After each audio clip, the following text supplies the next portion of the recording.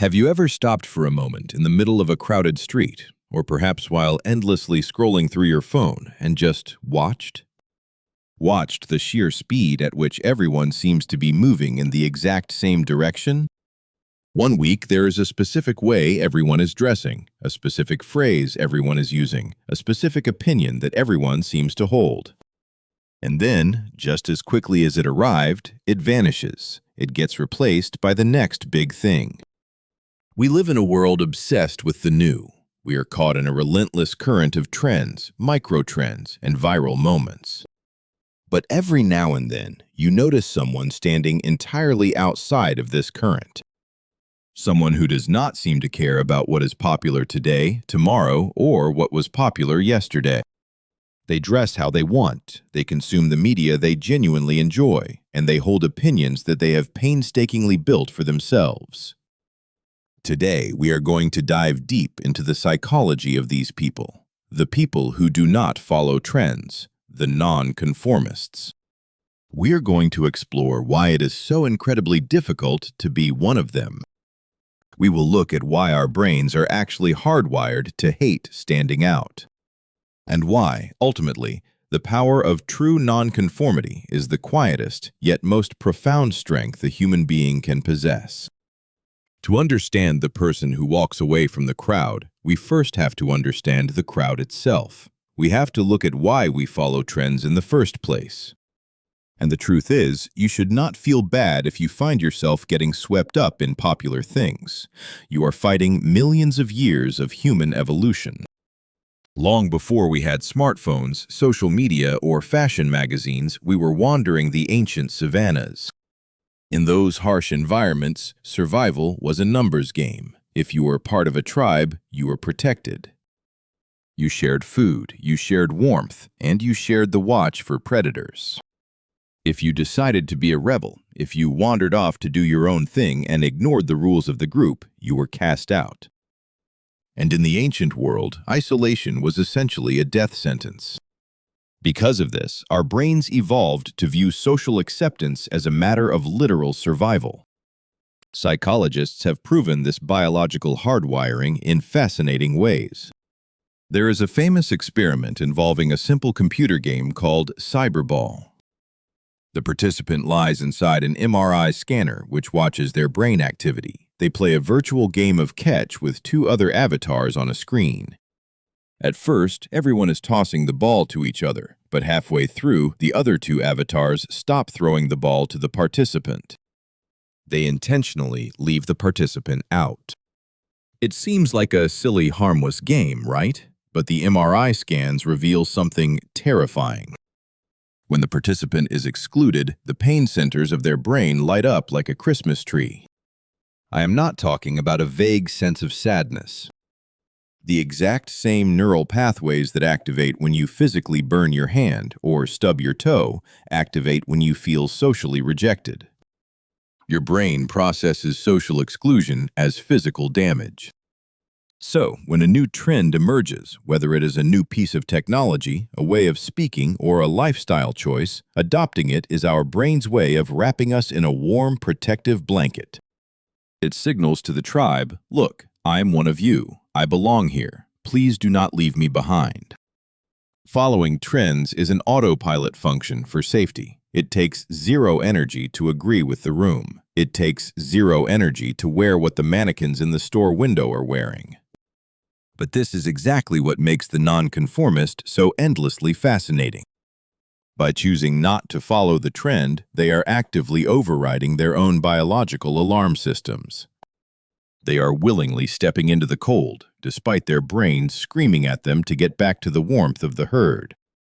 How do they do this? What is different about their psychology? To understand this, we need to introduce a beautiful concept from psychology known as the locus of control. Imagine a dial inside your mind. This dial represents where you believe the control over your life comes from. Some people have an external locus of control. They feel like they are leaves blowing in the wind. Their self-worth, their decisions, and their happiness are determined by external forces, their boss, their friends, the economy, or the current cultural trends. If the world tells them they look good, they feel good. If the world ignores them, they feel worthless. People who do not follow trends usually possess a very strong internal locus of control. They are the captains of their own ships. They believe that they are the architects of their own reality. Their self-worth is generated from the inside out, not the outside in. When someone with an internal locus of control sees a new massive trend sweeping the internet, they do not instinctively ask, "How can I fit this into my life so people like me?" Instead, they ask a much quieter, much more powerful question. Does this actually align with who I am? If the answer is no, they simply walk away. And because their self-worth is not tied to the crowd's applause, the pain of rejection is significantly muffled. They simply do not need the external validation to sleep peacefully at night. However, we must make a very important distinction here. We have to separate the true nonconformist from the anti-conformist, because they are entirely different animals. We all know the anti-conformist. Think of the teenager who decides they hate everything popular simply because it is popular. If the mainstream says left, they run right. If a band gets famous, they instantly stop listening to them. Here is the secret about the anti-conformist. They are still entirely controlled by the crowd. The crowd still dictates every single move they make. They are just doing the exact opposite. They are a mirror reflection of the trend, still chained to it. The true nonconformist, the person with genuine psychological independence, does not rebel just for the sake of rebelling. They are simply authentic. If they happen to love a song that is currently #1 on the radio, they will sing it at the top of their lungs. If they happen to love a hobby that no one has cared about for 50 years, they will do that too. The trend, or the lack of a trend, is completely irrelevant to their decision-making process. Their compass points to true north, regardless of which way the wind is blowing. There is another psychological layer to this, rooted in what we call the Big Five personality traits. Psychologists universally agree on 5 core traits that make up human personality. One of them is called openness to experience. People who score high in openness are naturally curious. They are driven by an internal hunger for novelty, deep understanding, and aesthetic beauty. They are the explorers. People who blindly follow trends often score lower in this trait. They prefer the comfort of the known, the safety of what has already been approved by society. But the high openness individual finds safety incredibly boring. They do not want the prepackaged lifestyle sold to them on a billboard. They want to construct their life piece by piece, finding joy in obscure books, unusual fashion, strange music, and unconventional career paths. They are willing to endure the friction of being different because the reward of discovering something uniquely beautiful is so much greater than the comfort of fitting in. And let us talk about that friction, because to be truthful, living outside of trends is not always a romantic, cinematic experience. It can be exhausting. When you do not conform, you introduce friction into your daily interactions. It is the confused look from a coworker when you explain why you do not use a certain social media app. It is the feeling of sitting at a dinner table and realizing your worldview does not align with anyone else's in the room. Society is designed to be a well-oiled machine, and conformity is the oil. When you refuse to conform, you become a grain of sand in the gears. Society will pressure you, mock you, or try to isolate you in an attempt to force you back into the mold. It takes a tremendous amount of ego strength, not arrogance, but deep, quiet self-assurance to look the world in the eye and say, "I understand what you want me to do, but I am going to do this instead." Yet, despite this friction, humanity desperately needs these people. Without the nonconformists, our species would stagnate and die. Every single leap forward in human history, every massive shift in art, science, and philosophy was spearheaded by someone who refused to follow the trend of their time. The idea that the Earth revolved around the sun was once a dangerous, nonconformist idea.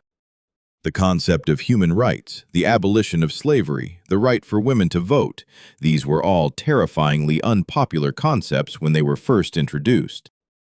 The people who pushed these ideas were ridiculed, imprisoned, or worse. Society always attacks the nonconformist first, only to build statues of them 100 years later. But you do not have to be a Galileo or a Van Gogh to experience the power of nonconformity. The power exists in the quiet moments of your everyday life. It is about a psychological concept called individuation, a term popularized by the brilliant psychiatrist Carl Jung. Individuation is the lifelong process of peeling away the layers of what society told you to be and discovering who you actually are underneath. It is the journey of taking off the mask. Think about how much energy it takes to keep up with the times. Think about the anxiety of constantly upgrading your life, your wardrobe, your vocabulary, and your opinions just to stay relevant. It is a race with no finish line. The psychology of the person who stops running is defined by a profound sense of relief. When you stop outsourcing your identity to the internet or to your peer group, you reclaim an immense amount of mental energy. You suddenly have the time and the silence required to listen to your own internal voice. You begin to trust your own taste. You begin to like things simply because they resonate with your soul, not because an algorithm manipulated you into buying them. This brings us to the modern era, where the battle for your individuality is harder than it has ever been. In the past, trends moved slowly. It took months or years for a fashion style or a cultural movement to cross oceans. Today, trends are engineered by supercomputers and delivered directly to your brain every time you unlock your screen. We live in the era of the algorithm, and the algorithm has one singular goal: predictability. It categorizes you. It figures out what demographic you belong to, and it feeds you exactly what people like you are supposed to want. It wants you to stay in your box. In this context, living authentically, making choices that are deeply personal and disconnected from the digital hive mind, is the ultimate act of quiet rebellion. So, how does one cultivate this mindset? How do we build the psychological armor required to step out of the current? It does not start with a dramatic, burning your clothes kind of rebellion. It starts with a simple pause. The next time you find yourself about to buy something, watch something, or even agree with an opinion simply because it seems like everyone else is doing it, take a deep breath. Introduce a gap between the stimulus and your response. Ask yourself a very gentle, honest question. Do I actually like this? Or have I just been exposed to it so many times that I am confusing familiarity with genuine desire? Start small. Find one tiny area of your life where you can practice total, uncompromising authenticity. Maybe it is the music you listen to when no one else is around. Maybe it is a hobby you have been too embarrassed to try. Protect that space. Nurture it. Let it grow. As you build trust in your own internal compass, you will find that the locus of control inside your mind begins to slowly turn inward. The fear of missing out, the dread of not being relevant will start to evaporate. There is a unique kind of beauty in a person who is entirely themselves. You can spot them in a room. They do not have to be the loudest person or the most extravagantly dressed. In fact, they are often the calmest. They radiate a grounded energy. They do not look around to see if people are laughing at their jokes before they decide to laugh themselves. They are comfortable in their own skin, and that kind of comfort is magnetic. We are drawn to authentic people because they remind us of the freedom we are all secretly craving. To not follow trends is not about hating the world. It is about loving yourself enough to construct your own reality. It is an understanding that your time on this earth is painfully finite. And to spend it acting as a background character in a script written by strangers is a tragedy. Yes, it takes courage to stand alone. Yes, the brain will occasionally whisper that you are doing it wrong, that you need to run back to the safety of the crowd. But when you push past that biological fear, when you finally plant your feet on the solid ground of your own true identity, you realize something incredible. The crowd isn't going anywhere important anyway. They are just running in circles. You have the permission to walk your own path. You have the right to curate a life that makes sense only to you. Let the trends come and let them fade away. Let the world obsess over the temporary and the fleeting. You can focus on what is timeless. You can focus on building